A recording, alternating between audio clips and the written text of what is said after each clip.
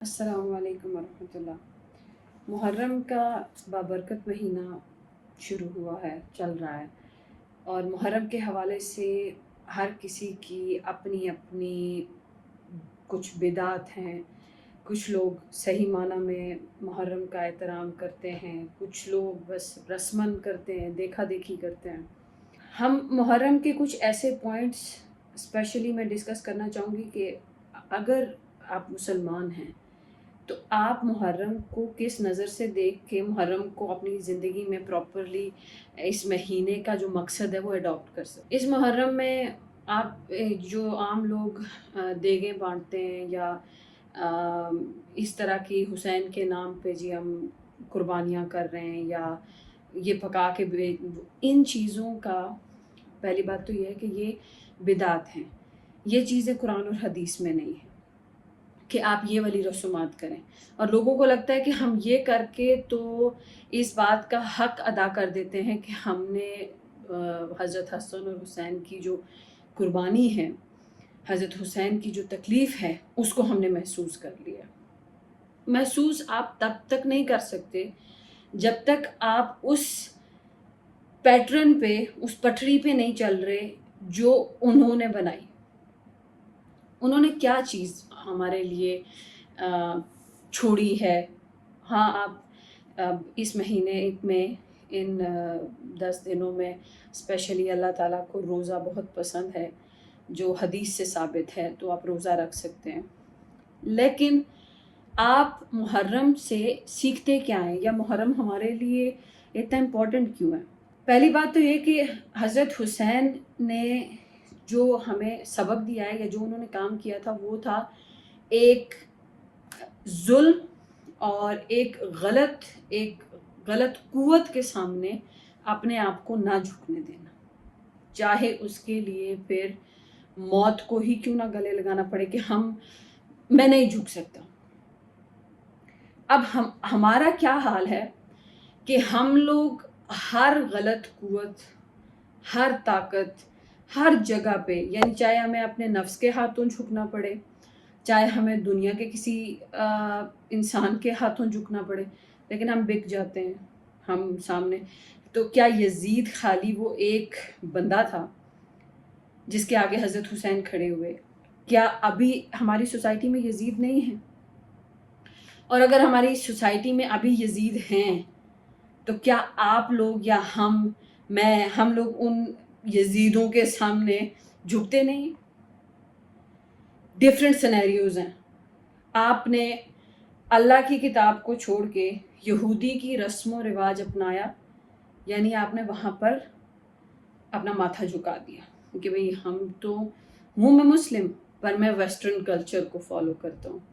मतलब मैं जब किसी भी मुसलमान लड़की लड़के के मुंह से एक कॉन्फिडेंट स्टाइल में ये चीज़ सुनती हूँ कि हम तो वेस्टर्न कल्चर या वेस्टर्न ड्रेसेस मुझे बहुत पसंद है या मैं पहनता हूँ, उस टाइम आप ये नहीं कह रहे होते कि हम इस कल्चर को अडॉप्ट करें। आप ये कह रहे होते हैं कि मैं इस्लाम को नहीं पसंद करता, मुझे कुरान का बताया हुआ तर्ज अमल नहीं पसंद, इस वजह से मैं यूरोप को एक्सेप्ट करता हूँ, मैं यूरोपियन कल्चर को एक्सेप्ट करता हूँ या करती हूँ।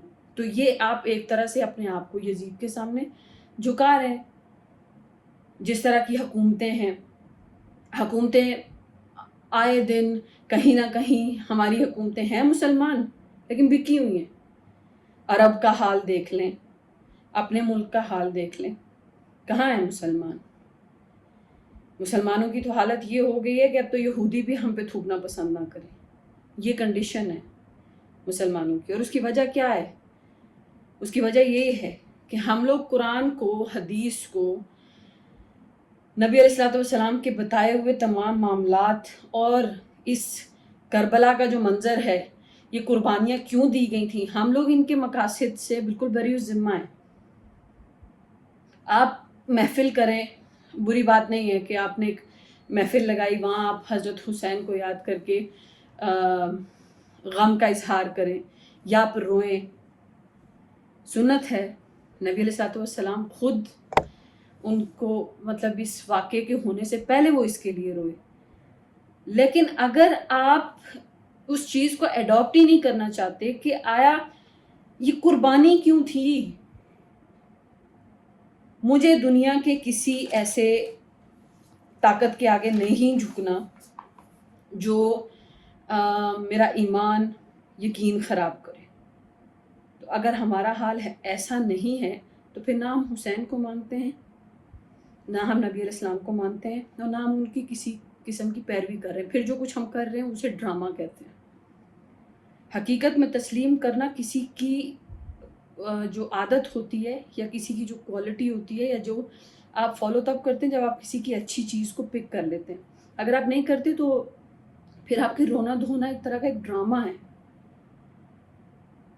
ابھی ہمارے ملک کا کیا حال ہے، یا ہمارے سوشل میڈیا انفلوئنسرز جو ہیں وہ جھوٹ بولنے کے لیے تیار ہو جاتے ہیں پیسے لے کے. مطلب آپ جھوٹ دھوکا پیسوں کے لیے، تو پھر آپ پیسے کے غلام ہیں، آپ حسین کے غلام نہیں ہیں.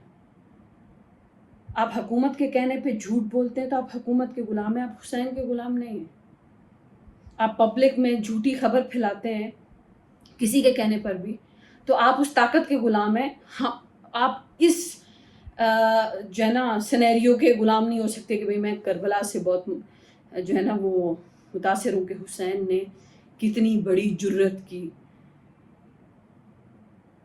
ڈیفینیٹلی موت کو گلے لگانا اور یزید کے سامنے نہ جھکنا یہ ایک طاقتور کام ہے، اور طاقت ایمان کے تھرو آتی ہے، اور ایمان آتا ہے انسان جب مخلص اور سچا ہوتا ہے.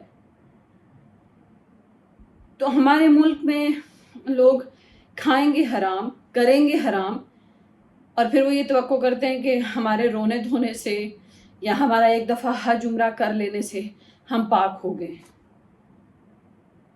ایسے پاکی تو حاصل کبھی بھی نہ ہو. ہمارے ملک کی خواتین ہیں، انہیں جاہل کہا جائے تو وہ اس چیز پر آبجیکشن لگاتی ہیں کہ ہمیں جاہل کیوں کہا گیا. لیکن جب آپ قرآن کو پس پشت ڈال کے اور زلفیں لہرا کے اور باہر نکلتی ہیں تو آپ اس وقت کس کی فالوور ہوتی ہیں؟ حسین کی فالوور ہوتی ہیں، حضرت فاطمہ کی فالوور ہوتی ہیں، حضرت عائشہ کی، کس کی؟ یورپین کلچر کی. تو پھر یورپین کلچر تو ایک ایسا کلچر ہے جو دجالی فتنے کے نیچے آتا ہے. ایلومیناٹی سب لوگوں کو پتہ ہے، اتنا علم آج کل سوشل میڈیا کے ہر بچے بچی کو پتہ ہے، وہ تو اس کے نیچے آ رہا ہے. تو اس کا مطلب جو اس وقت یزید ہے آپ اس کے فالوور ہیں، یا ایسا کوئی بھی شخص جو جان بوجھ کے اللہ کی آیت، نبی علیہ السلام کی حدیث، یا جو حضرت حسین کی دی ہوئی قربانی اس کو پس پشت ڈالتا ہے اور وہ جا کے کرتا وہ ہے جو دشمن ہیں دین کے، اسپیشلی اسلام کے، ان کے بتائے ہوئے کام، تو پھر آپ حسین کے فالوور نہیں ہیں. یہ ایک چھوٹی سی چیز ہے، لیکن اگر آپ اس کو سمجھیں گے تو آپ کے لیے زندگی میں، آئندہ آنے والی زندگی میں آپ کو پتہ چلے گا کہ حضرت حسین کا جو کربلا والا اتنا بڑا واقعہ ہے وہ صرف اس لیے نہیں ہے کہ آپ حلیم بانٹیں، آپ شربت بانٹیں یا آپ ماتم کریں. یہ اس لیے نہیں ہے. یہ آپ کو سکھانا تھا، ہمیں سکھانا تھا کہ جب کبھی بھی تمہیں ظلم کے خلاف کھڑا ہونا پڑے تو کھڑے ہو جانا، موت قبول کر لینا، لیکن ظلم کا ساتھ نہیں دینا، جھوٹ کا ساتھ نہیں دینا، فراڈ نہیں کرنا. چاہے اپنا نفس یزید ہو جائے تو اس کے خلاف لڑو، کوئی انسان ایسا ہو جائے تو اس کے خلاف لڑو، حکومت ایسی ہے تو اس کے خلاف لڑو، لیکن غلط نہیں کرنا. اور ہمارے تو انفلوئنسرز جو ہیں وہ تھوڑے بہت پیسے لیتے ہیں اور پیسے لے کے ماشاءاللہ سے